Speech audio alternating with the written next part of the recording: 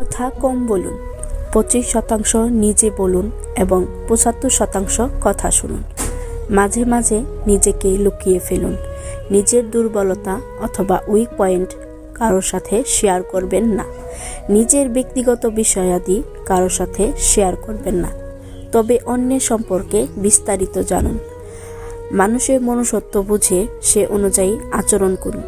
নিজের লক্ষ্য, উদ্দেশ্য এবং পরবর্তী পরিকল্পনা কাউকে জানাবেন না। নিজেকে কখনো সস্তা মনে করবেন না, অর্থাৎ আগ বাড়িয়ে যার তার সাথে মিশতে যাবেন না।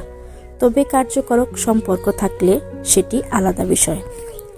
নিজের ব্যক্তিগত সমস্যা কথা খুব শহরে যাকে তাকে বলে ফেলবেন না।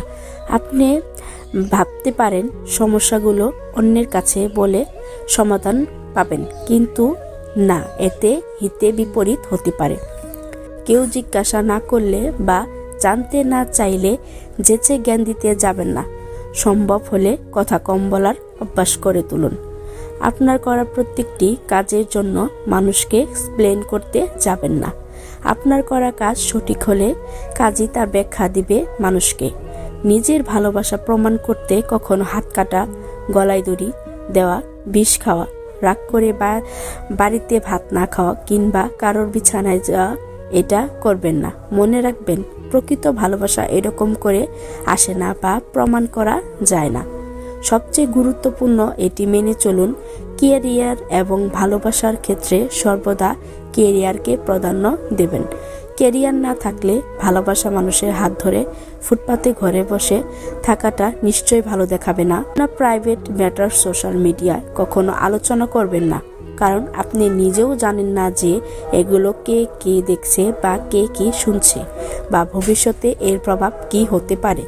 নিজের ব্যক্তিগত সমস্যার কথা খুব সহজে যাকে তাকে বলে ফেলবেন না।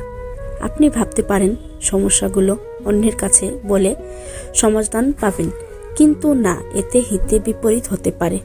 যুগের সঙ্গে তাল মেলানো বা নিজেকে কুল প্রমাণ করার জন্য কখনো স্মোক করবেন না কিংবা মাদকদ্রব্য গ্রহণ করবেন না। এতে উল্টে নিজেকে ঝুঁকির মধ্যে ফেলে দিবেন। কোনো মানুষকে তার জাতি বা চামড়ার রং বা ধর্ম ছোট করবেন না। সকলেই মানুষ। আপনি হয়তো জানেন না তাদের মধ্যে অনেক গুণ আছে।